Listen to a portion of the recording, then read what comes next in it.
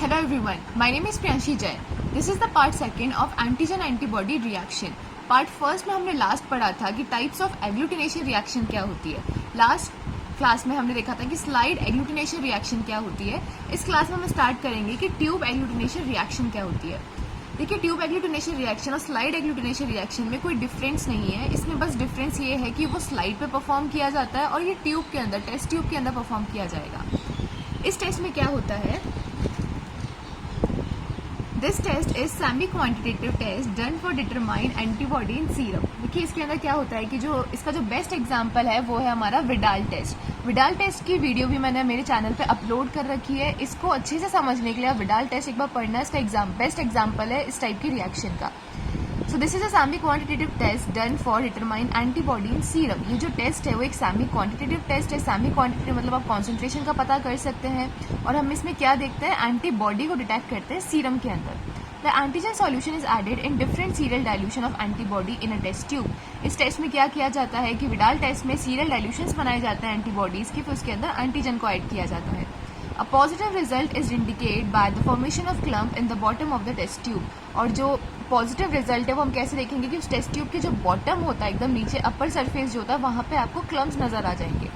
Tube agglutination reaction is routinely use for the serological diagnosis of various disease such as typhoid fever by Widal test. Tube agglutination reaction जो है routinely perform किया जाता है serological diagnosis मतलब serum test के लिए, और इसका जो बेस्ट एग्जांपल है वो है विडाल टेस्ट. इस रिएक्शन को अच्छे से समझने के लिए कि सीरियल डाइल्यूशन क्या होता है, विडाल टेस्ट कैसे होता है, कैसे वो ट्यूब एग्लूटिनेशन रिएक्शन का एग्जाम्पल है, वो सब देखने के लिए आप एक बार विडाल टेस्ट की वीडियो जरूर देखिएगा. सेकेंड टाइप है वो हमारा, इसके 3 टाइप्स के थे. एग्लूटिनेशन रिएक्शन के 3 टाइप्स थे. फर्स्ट था हमारा डायरेक्ट एग्लूटिनेशन रिएक्शन, सेकंड है हमारा इनडायरेक्ट एग्लूटिनेशन रिएक्शन और थर्ड है हमारा रिवर्स इनडायरेक्ट एग्लूटिनेशन रिएक्शन. तो सेकंड है हमारा इनडायरेक्ट एग्लूटिनेशन रिएक्शन. देखिए, डायरेक्ट और इनडायरेक्ट में डिफरेंस क्या होता है. इनडायरेक्ट में क्या होता है, this test is possible by coating the soluble antigen on the surface of a carrier molecule so that the antibody bind to the coated antigen and agglutination reaction take place on the surface of the carrier molecules. देखिए, इसका मतलब क्या होता है, हमने agglutination reaction में देखा है कि जो एंटीजन का जो नेचर होता है, जिस एंटीजन को आप डिटेक्ट कर रहे हो या जो एंटीजन है उसका नेचर क्या होता है, इनसॉल्युबल. यहाँ पे सॉल्युबल एंटीजन कैसे आया, इस लाइन का मतलब क्या है. इनडायरेक्ट एग्लूटिनेशन रिएक्शन में क्या होता है, एक कैरियर मॉलिक्यूल होता है. कैरियर मॉलिक्यूल होता है, इस कैरियर मॉलिक्यूल पर एंटीजन जो होता है वो सॉल्युबल होता है. सॉल्युबल मतलब वो एंटीजन इस कैरियर मॉलिक्यूल के साथ घुल सकता है. जैसे ही वो घुल जाता है, इससे बाइंड हो जाता है और यहाँ पे हम क्या डालेंगे, इसको डिटेक्ट करने के लिए, एंटीजन को डिटेक्ट करने के लिए एंटीबॉडी डालेंगे. तो इसमें देखिए क्या हो रहा है, जो एंटीजन एंटीबॉडी रिएक्शन हो रही है वो किसी की सरफेस के ऊपर हो रही है. किसकी सरफेस के ऊपर, इसको कहा जाता है कैरियर मॉलिक्यूल. तो अगर एंटीजन एंटीबॉडी रिएक्शन किसी कैरियर मॉलिक्यूल के ऊपर हो रही है तो इस टाइप की रिएक्शन को कहा जाएगा इनडायरेक्ट एग्लूटिनेशन रिएक्शन. इसके अंदर एंटीबॉडी डायरेक्टली एंटीजन से नहीं जुड़ रही है, पहले एंटीजन किस पे लगा है, कैरियर मॉलिक्यूल पे लगा है, फिर यहाँ पे एंटीबॉडी से बाइंड हो पा रही है. एंटीबॉडी डायरेक्ट एंटीजन से, अकेले एंटीजन से बाइंड नहीं हो सकती है. इसका नाम पड़ा है indirect agglutination reaction. Example of indirect agglutination reaction is the indirect haemagglutination reaction. जो एग्जाम्पल इनडायरेक्ट एग्लूटिनेशन रिएक्शन का वो है हीम एग्लूटिनेशन रिएक्शन. और आपको इजी एग्जाम्पल इसका समझना है तो हमारा जो ब्लड ग्रुपिंग होता है वो भी इसी का एग्जाम्पल होता है. देखिए वो कैसे होता है. देखिए, एग्लूटिनेशन रिएक्शन में क्या है, जो इनडायरेक्ट एग्लूटिनेशन रिएक्शन है उसका एग्जांपल मैंने बोला है कि ब्लड ग्रुपिंग है. देखिए, ब्लड ग्रुपिंग कैसे इसका एग्जांपल है. ब्लड ग्रुपिंग में हम क्या करते हैं कि हमारे पास पेशेंट का सैंपल आता है, होल ब्लड सैंपल, और हमारे पास क्या होती है, किट होती है जिसके अंदर एंटी सीरा सॉल्यूशंस होते हैं. पहली में anti A Sira, anti B Sira, anti D सीरा, ये जनरल है. फिर हम क्या लेते हैं, स्लाइड लेते हैं, स्लाइड के ऊपर सैंपल को डालते हैं.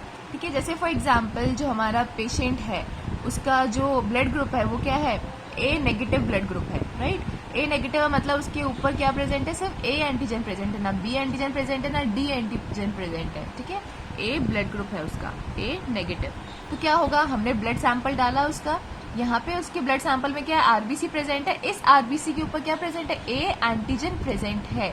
तो यहाँ पे ये आरबीसी क्या हुई, एक कैरियर मॉलिक्यूल हुई. मैं इजी एग्जांपल ये एग्जांपल आपको इसलिए बता रही हूँ कि आप रिलेट कर सकते हैं, क्योंकि आपकी ब्लड ग्रुपिंग हम जनरली परफॉर्म करते रहते हैं. तो आरबीसी यहाँ पे क्या हुआ, एक कैरियर मॉलिक्यूल हुआ. कौन से एंटीजन को डिटेक्ट किया जा रहा है, इस ए एंटीजन को डिटेक्ट किया जा रहा है और एंटीबॉडी हम डाल रहे हैं. तो ये ए एंटीजन किस पे लगा है, किसी ना किसी कैरियर मॉलिक्यूल पर लगा है और ये एंटीबॉडी से बाइंड हो रही है। तो यहाँ पे जो भी रिएक्शन होगी वो कौन सी रिएक्शन होगी, इनडायरेक्ट एग्लूटिनेशन रिएक्शन होगी। यहाँ पे नहीं होगी क्योंकि बी एंटीजन नहीं है, यहाँ पे भी नहीं होगी क्योंकि डी एंटीजन नहीं है, सिर्फ कहाँ क्लम्पिंग है, एग्लूटिनेशन रिएक्शन होगी इस फर्स्ट वाले केस में, ठीक है। तो ब्लड ग्रुपिंग किसका एग्जांपल हुआ, इनडायरेक्ट एग्लूटिनेशन रिएक्शन का।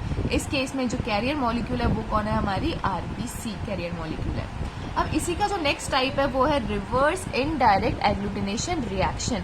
यहाँ पर रिवर्स का मतलब क्या है, देखिए इनडायरेक्ट एग्लूटिनेशन रिएक्शन में हमने क्या देखा कि एंटीजन को डिटेक्ट किया जाता है। रिवर्स का मतलब क्या होगा कि एंटीजन की जगह एंटीबॉडी को डिटेक्ट किया जाएगा। रिवर्स का मतलब होता है कि एंटीबॉडी को हम डिटेक्ट कर रहे हैं इसके अंदर। इसका एग्जांपल जो है वो है हमारा hepatitis B surface antigen rapid test. जो रैपिड टेस्ट लगाया जाता है HBsAg का, वो किसका एग्जांपल है, रिवर्स इनडायरेक्ट एग्लूटिनेशन रिएक्शन का एग्जांपल है, क्योंकि उसके अंदर हम एंटीबॉडी को कैरियर मॉलिक्यूल पे लगाते हैं और एंटीजन को डिटेक्ट करते हैं, ठीक है।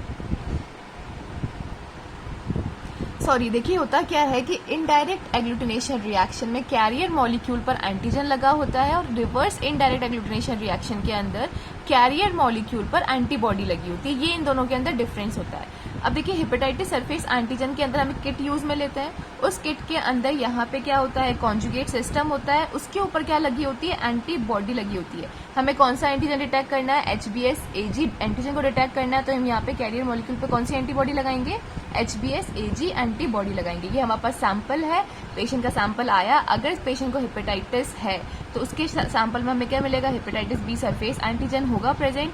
जैसे ही सैंपल हम इसके अंदर अप्लाई करेंगे इसका सैंपल, उस टाइम क्या होगा कि ये एंटीजन किससे बाइंड हो जाएगा, HBs एंटीबॉडी के साथ बाइंड हो जाएगा और यहाँ पे एग्लूटिनेशन रिएक्शन शो करेगा। तो इस टाइप की रिएक्शन को कहा जाता है रिवर्स इनडायरेक्ट एग्लूटिनेशन रिएक्शन।